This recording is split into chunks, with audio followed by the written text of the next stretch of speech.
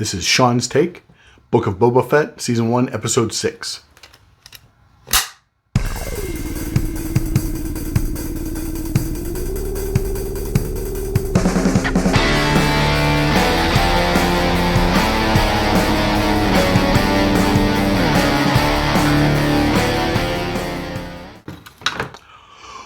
Okay, what a big episode.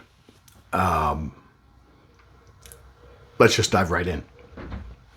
The episode opens and we see evaporators on Tatooine and 4 members of the Pike Syndicate roll up and they're making an exchange of, we assume, spice for credits. We see the credits.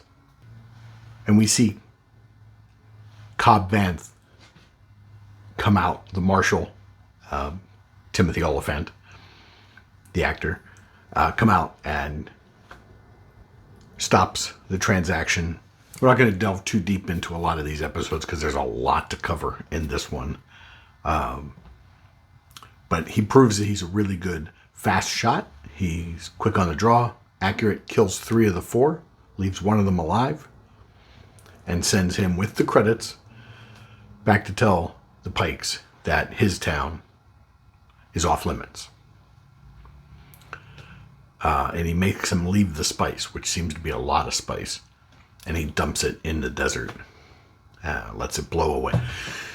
And here in the Book of Boba Fett, we again follow Din Djarin, the Mandalorian, to Luke's training planet. I'm not sure what planet it is. I'm sure we'll find out in some write-up somewhere. But so far, I don't know the name of the planet. But it's a very lush green planet. Din Djarin lands right next to R2-D2.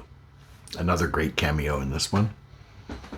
And he says he's looking for Skywalker and he wants to see Grogu. And R2-D2 leads him to where a bunch of droids are building something. And we know Din Djarin doesn't like droids at all, so following a droid to where there's a bunch of droids is probably not his favorite thing. And he asks where Grogu is, where Skywalker is.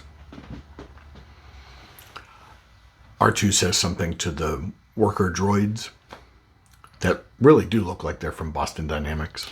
If you haven't seen that. The Boston Dynamics dog droid. Anyway. And they start building something next to Din Djarin. And he says, is that a bench? How long do I have to wait? And they cushion the bench with leaves that they made out of sticks. The bench that they made out of sticks, they cushion with leaves. And he sits down and starts to wait. And then R2-D2 powers himself down. So Din Djarin just has to wait. And as the episode keeps getting better, there's a fade and we see trees and grass. It's a very lush planet. Not as dense as Dagobah, but a very life-filled planet. And then we see Grogu sitting in meditation with Luke Skywalker. And they are meditating together under a tree on a hill. But Grogu, being young, his mind wanders, and a frog hops by, and he's hungry, and he uses the Force to catch the frog, and he's just about to eat the frog when Luke opens his eyes from his meditation and corrects the student. And then we get a nice moment of Luke teaching Grogu the way Yoda taught Luke, in the same way that Yoda taught him that size matters not when he levitated the X-Wing out of the swamp on Dagobah. Luke reaches out and levitates all of the frogs in the pond at one time up so that Grogu could see what can be done. And you can see on Grogu's face, I don't believe it. And on Luke's face, you can see and that is why you fail.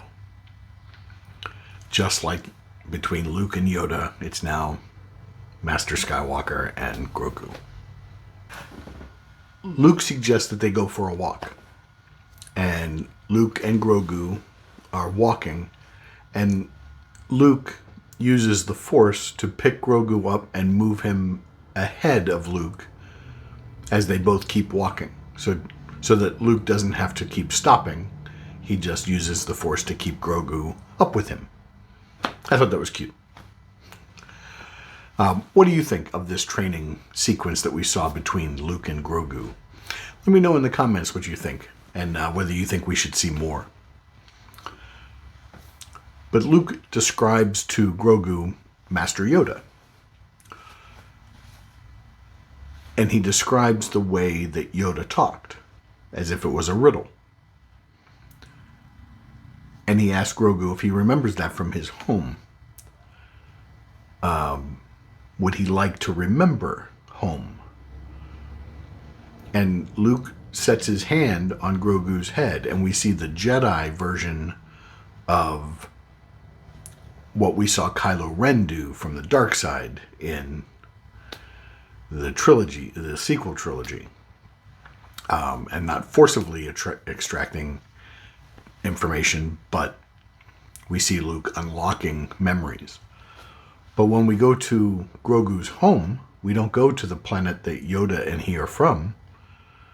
When Grogu thinks of home, he thinks of the Jedi Temple. And it just so happens that it's during Order 66. And we see several Jedi being gunned down in the temple, and Grogu somewhat hiding, possibly underneath a blanket. So I think in the next season of The Mandalorian, we may see who it was that rescued Grogu from the temple. We see Din Djarin laying on the bench, perhaps sleeping.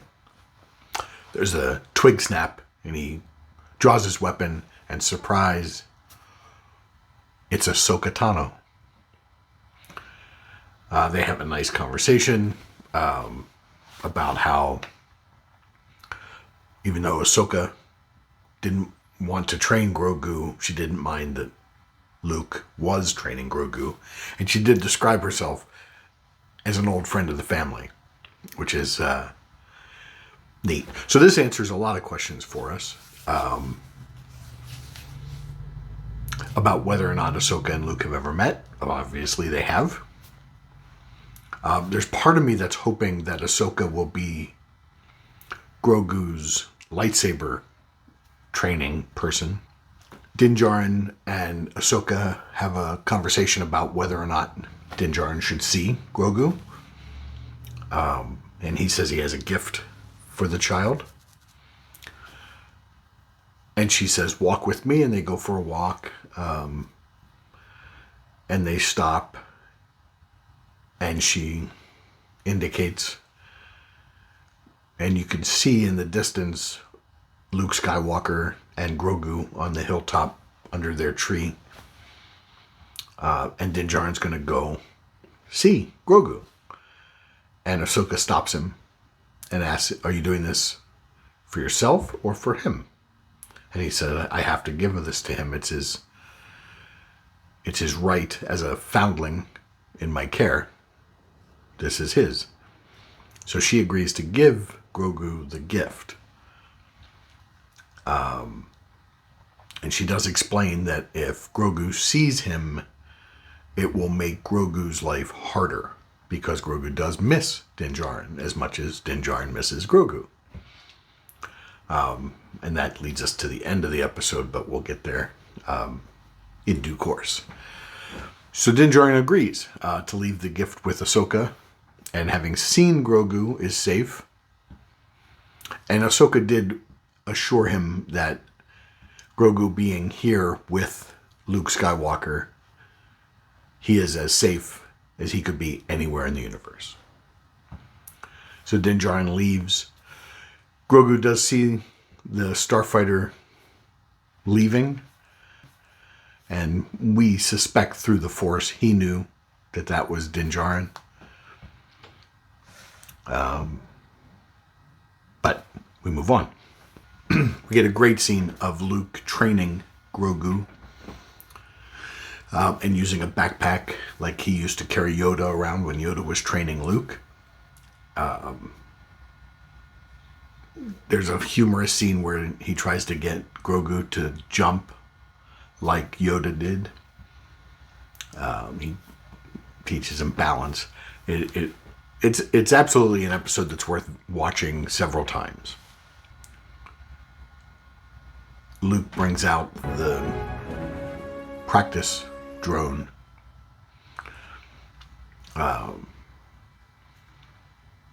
And it shoots Grogu and knocks him back several feet. Luke tells him to get up, always get back up. And then Grogu now knows it's going to hurt, so when the drone tries to shoot him again, he leaps like Yoda using the Force without thinking. Until finally Grogu catches it with the Force and basically crushes it.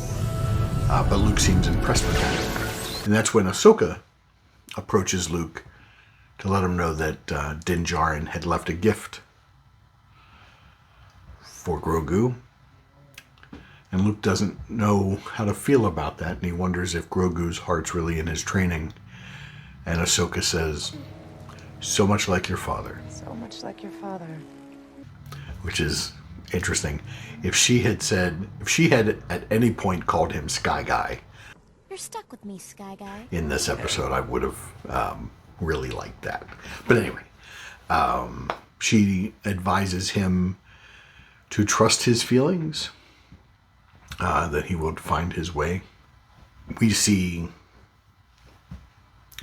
Din Djarin arrive at Jabba's palace on Tatooine, or Boba Fett's palace on Tatooine, and he flies straight into the hangar, tells the guard he's there at Fennec Shan's request, and he goes into the meeting where basically Fennec is running the meeting, not Boba, and she talks about needing foot soldiers. They have leaders, they have almost what they need, but they need foot soldiers, and Din Djarin says, "I think I've got that covered." And he heads out to see his old friend, Marshal Cobb Vanth, the man he took the Mandalorian armor off of for Boba Fett. How have you been? More careful. Where's the little guy? Back with his own folk. That's too bad. And basically, the Marshal says no. And they don't want any more trouble. And Din Djarin leaves. The name of this episode is From the Desert Comes a Stranger. And now we find out what that means. Marshall looks and sees a single figure walking out of the desert towards him. He asks somebody nearby to clear the street in case there's trouble. His deputy is Hey, the marshal ain't for sale. kind of a pain in the neck. He tells him to go inside, leave it alone, he'll handle it. And the stranger arrives,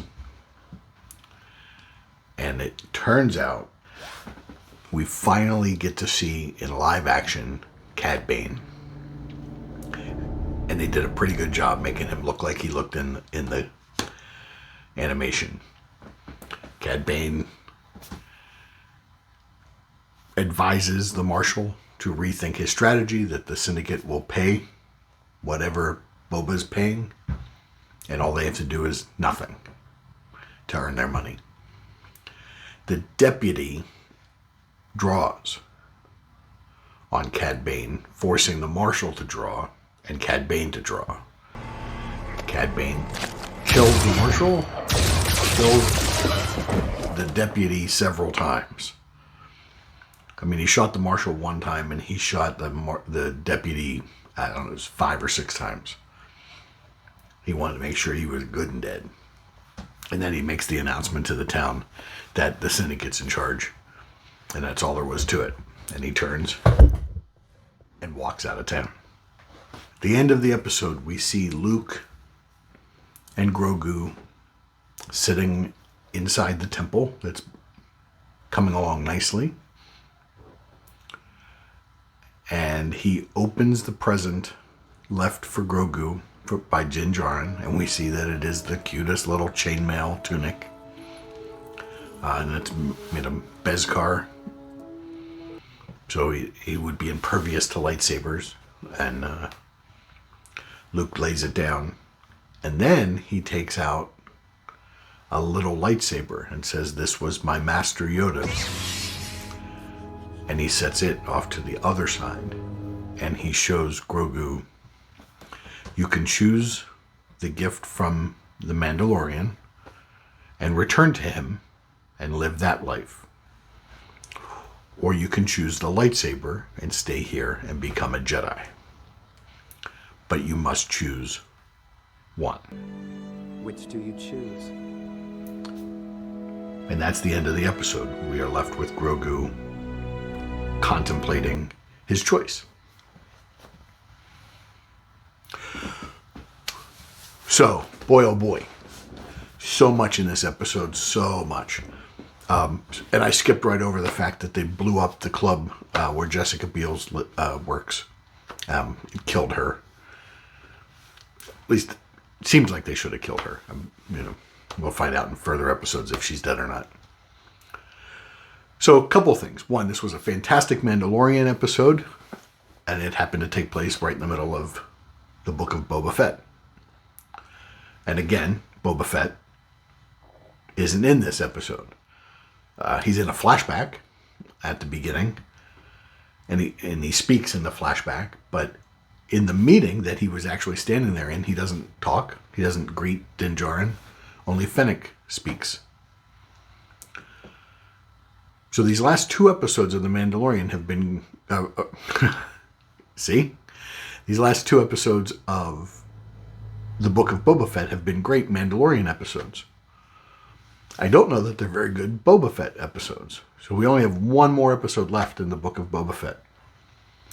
And I assume that's going to be full of fighting. But seeing Luke Skywalker very well de-aged, much better this time than at the end of season 2 of The Mandalorian. The deep fake de-aging of Mark Hamill is really good in this. And the puppet versus CGI of Grogu was seamless. It was really good. I thought it was a great episode, kind of heartwarming, a nice salute to the fans. An interesting thing I saw on another channel, somebody brought up, and it's a good point. If Grogu chooses the lightsaber and stays with Luke, then he is officially Luke's first student. And that would cancel the sequel trilogy that stated that Ben Solo was his first student. So it could be that Grogu is going to choose the tunic and go back with Din Djarin and not be Luke's student, and then maybe we'll get a de-aged Harrison Ford dropping off his son Ben to begin training. And they'll reinforce the canon rather than destroy it. I don't know what they're going to do. I don't know what they should do. All I know is in Favreau and Filoni we trust, and they're doing a really good job. This was a great episode written by Favreau and Filoni and directed by Dave Filoni. So let me know what you think of all of these antics that they're getting up to. There is a link in the description of this that'll link out to some Mandalorian merchandise if you're looking for a t-shirt or something. Here's a picture of one. And if you use that link, the channel will get a little back. It'll help us out, help us to grow. But if you would, be so kind, give us a thumbs up if you like this one. Consider subscribing if you like these kind of reviews, and I'll keep doing them. But for now, this was Sean's take on the Book of Boba Fett. That's a wrap.